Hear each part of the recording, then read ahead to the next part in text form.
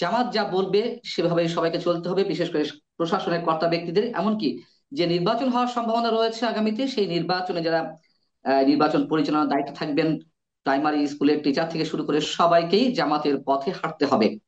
কি নির্দেশ দিচ্ছে তার এই বক্তব্যের মধ্য দিয়ে, এবং একই সঙ্গে প্রশাসনের যে রদবদল চলছে বা বিভিন্ন পর্যায়ে নিয়োগ প্রক্রিয়া চলছে, তাও প্রশ্নবিদ্ধ যে বিশেষ বিশেষ কোনো গোষ্ঠীর অঙ্গুলি নির্দেশে এই ধরনের রদবদল কিংবা নিয়োগ হচ্ছে কিনা। প্রশ্ন হচ্ছে তাহলে আওয়ামী লীগ সরকারের সময় যে অভিযোগগুলো ছিল তার থেকে আমরা কতটা বেরোতে পেরেছি।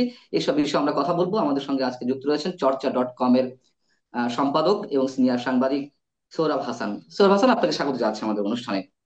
ধন্যবাদ আপনাকে। আপনার কাছে যে প্রশ্নটি শুরুতেই, যা অনেক বেশি আহ তুমুল সমালোচিত হচ্ছে, বিতর্কিত হয়েছে, এর মধ্যে জামাতের নেতা শাহজাহান চৌধুরী যে বক্তব্যটি দিয়েছেন চট্টগ্রামে, সেই বক্তব্যের প্রসঙ্গে যদি আপনার মূল্যায়নটি করেন, এটা কি নিছক বক্তব্যের খাতিরে বক্তব্য, নাকি এরকম কোন প্ল্যানিং বিশেষ কোন গোষ্ঠী রয়েছে বিগত নির্বাচনগুলোর মতন, তারই ধারাবাহিকতা? প্রথমে কথা হচ্ছে যে এত বড় জুলাই অভ্যুত্থান, এত জীবন দানের পরও আমরা ধরে নিয়েছিলাম যে রাজনৈতিক নেতৃত্বের নেতা নেত্রীদের মন মানসিকতার পরিবর্তন হবে এবং তারা গণতান্ত্রিক ভাবে চলতে অভ্যস্ত। তাদের ভাষা ভঙ্গিতে একটা সহিষ্ণুতা থাকবে, সহনশীলতা থাকবে। অন্য দলের নেতাদের প্রতি সম্মানবোধ থাকবে।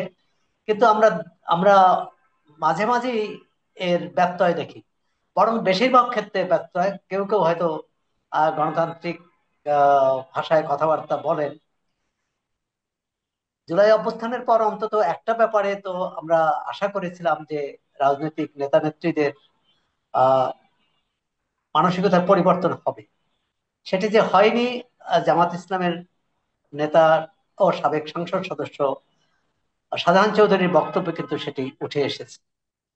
তিনি বলেছেন যে আমাদের কথায় আহ প্রশাসনের কর্মকর্তাদের ওঠবস করতে হবে, তাদের উঠতে হবে আমাদের কথায়, তাদের বসতে হবে আমাদের কথায়। এমনকি যারা নির্বাচনে দায়িত্বে থাকবেন, শিক্ষক এবং অন্যান্য যারা দায়িত্বে থাকবেন, তাদেরকে দাঁড়িপাল্লার কথা বলতে হবে। জি। মানে এই ভাষাটা মানে ক্ষমতাসীনদের ভাষা। আমাদের এখানে ক্ষমতা চর্চাটা সবখানেই তো হয়, সরকারে থাকলেও হয়, সরকারের বাইরে থাকলেও হয়। এখন তো রাজনৈতিক সরকার নেই, নির্দলীয় সরকার অনেকটাই দুর্বল। তারা কোনো রাজনৈতিক দলের আহ সঙ্গে পেরে উঠছে না। অর্থাৎ দলগুলোই তাদের উপর চাপ দিচ্ছে, সরকার তাদের উপর চাপ দিতে পারছে না। দেখুন, জুলাই সনদ নিয়ে অনেক কাঠখড় পোহানো হলো, অনেক কিছু হলো, তর্ক বিতর্ক। এখনো এনসিপি জুলাই সনদে সই করেনি। পরবর্তীকালে বিতর্ক হলো জুলাই সনদ বাস্তবায়ন প্রক্রিয়া নিয়ে। সেখানেও সরকার একটা আপোষ রফা প্রস্তাব দিয়েছে এবং সেটি মোটামুটি রাজনৈতিক দলগুলো প্রকাশ্যে না বললেও মেনে নিয়েছেন মনের দিক থেকে। কারণ এখন সবাই নির্বাচনী প্রচারে ঝাঁপিয়ে পড়েছে। যারা পিয়ার নিয়ে খুব উচ্চ কণ্ঠ ছিল, আবার যারা পিয়ারের বিরুদ্ধে ছিল, সবাই এখন নির্বাচনমুখী। ইতিমধ্যে আমরা বিভিন্ন আসনে আহ নেতা নেত্রী প্রার্থীদের ছবি দেখছি, পোস্টার দেখছি। এখন যে বিষয়টি হয়েছে যে এটা একটা নির্বাচনী সভা। এখন নির্বাচনী সভায় তিনি ভোট চাইবেন, তিনি জনগণের কাছে ভোট চাইবেন, প্রশাসনের কাছে তো ভোট চাইবেন না। প্রশাসনের দায়িত্ব হচ্ছে ভোটটা রক্ষা করা। এখন সেখানে যদি প্রশাসনকে বাধ্য করা হয় যে আমার পক্ষে থাকবে, অমুকের বিপক্ষে থাকবে, তাহলে তো আর সুষ্ঠু নির্বাচন হবে না। আর প্রধান উপদেষ্টা বলেছেন ইতিহাসে সেরা নির্বাচন করতে চায় সরকার। কিন্তু জামাত ইসলামী এর আগে বিএনপি বা এনসিপি সহ বিভিন্ন রাজনৈতিক দলের নেতা নেত্রীরা যে ভাষায় কথা বলছেন, তাতে কিন্তু আমরা একটি বিশ্বাসযোগ্য নির্বাচনের ব্যাপারে সন্দিহান। আর সেটি হচ্ছে প্রতিযোগী রাজনৈতিক দলগুলো একে অপরের প্রতি মরিয়া হয়ে উঠেছে এবং তারা একে অপরকে বাক্যবাণে জর্জরিত করেছে, একে অপরের গণতান্ত্রিক মূল্যবোধ নীতি রীতি সম্পর্কে সংশয় প্রকাশ করেছে এবং এক কথায় বাক্যবাণে জর্জরিত করেছে। এই অবস্থায় নির্বাচনের সুষ্ঠু পরিবেশ থাকবে কি? আইন শৃঙ্খলা পরিস্থিতি নাজুক। এবং যে কথাটি জামাতের নেতা বলেছেন সেটি উনি প্রকাশ্যে বলেছেন, হয়তো তার সাহস একটু বেশি বলেই অন্যেরাও মনে মনে এরকমটাই পোষণ করেন যে প্রশাসন তার পক্ষে থাকুক এবং তার যে প্রতিযোগী, তার যে প্রতিদ্বন্দ্বী তার বিপক্ষে থাকুক। আমার তো মনে হয় যে এই বক্তব্যের পর প্রশাসনের পক্ষ থেকে, নির্বাচন কমিশনের পক্ষ থেকে, সরকারের পক্ষ থেকে তার কাছে ব্যাখ্যা চাওয়া উচিত কেন তিনি এই বক্তব্য দিলেন। নির্বাচন কমিশন বলবে যে এখনো তো তফসিল ঘোষণা করা হয়নি, কিন্তু তফসিল ঘোষণার আগে তো রাজনৈতিক নেতারা যা খুশি যা ইচ্ছা তাই করতে পারেন না। কারণ নির্বাচনের পরিবেশ তো শুধু 2 মাসের জন্য নয়, পরিবেশটা দীর্ঘ সময়ের জন্য, নির্বাচনের সময়, নির্বাচনের আগে এবং নির্বাচনের পরে। আহ এই বিষয়টি আছে। দ্বিতীয় হচ্ছে যে আপনি বলেছেন যে জামাত ইসলামী, বিএনপি এবং এনসিপি সহ অন্যান্য দল যে যার মতো করে প্রশাসন সাজাতে চাইছে, সাজানোর কথা বলছে। আমরা অনেক পরীক্ষা নিরীক্ষার মধ্য দিয়ে আমাদের গণতন্ত্র যাচ্ছে। এটাও একটা পরীক্ষা হতে পারে, কিন্তু পরীক্ষাটা সফল হতে হবে। যদি সফল না হয় তাহলে কিন্তু এই নির্বাচন নিয়ে আহ, নির্বাচন বড় একটি সংকটে পড়বে। আমরা চাই না এরকম সংকটে পড়ুক। এই যে রাজনৈতিক দলগুলো তাদের পছন্দসই কর্মকর্তাদের বসাতে চায়, আমরা তো আওয়ামী লীগ আমলে দেখেছি পছন্দসই কর্মকর্তাদের বসানোর জন্য, নির্বাচনের ফলাফল নিজের পক্ষে টানার জন্য কত রকম কারচুপি, কত রকম কলাকৌশল ব্যবহার করা হয়েছে। শেষ পর্যন্ত শেষ রক্ষা তো হয়নি। হ্যাঁ, 3টি নির্বাচন করেছে, তার মধ্যে 2টি নির্বাচন করে তারা 10 বছর, 14 এবং 18 নির্বাচন করে 10 বছর তারা ক্ষমতায় ছিল। কিন্তু শেষ ফলাফলটা কি হলো? তাদেরকে তো লজ্জাজনক ভাবে ক্ষমতার দৃশ্যপট থেকে বিদায় নিতে হলো। এখন যারা দৃশ্যপটে আছেন তারা যদি অতীতটা মনে রাখেন তাহলে আমার মনে হয় এই ধরনের কথাবার্তা থেকে বিরত থাকবেন। এবং এই ধরনের কিন্তু কথাবার্তা এক দলের নেতা বললে অন্য দলের নেতাও তার দ্বিগুণ বলবেন। তখন পরিবেশটা আরো উত্তপ্ত হবে এবং কিন্তু নির্বাচন অতীত তো করাই কেউ মনে রাখে সরকারের না। জন্য কঠিন হয়ে অতীত পড়বে।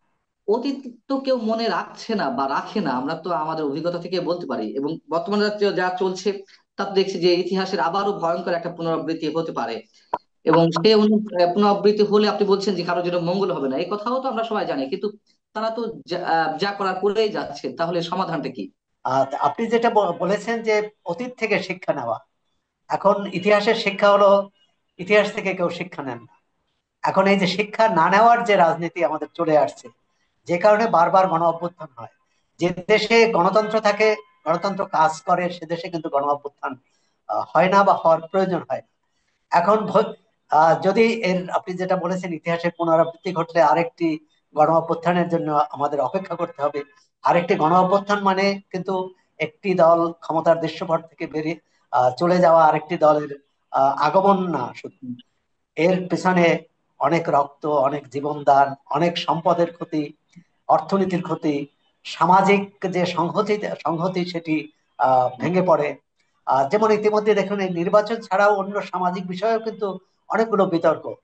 এই যে মানিকগঞ্জে একজন বাউল শিল্পী, হুম, হুম। তার বিরুদ্ধে ধর্ম অবমাননার মামলা হয়েছে, তাকে গ্রেপ্তার করা হয়েছে।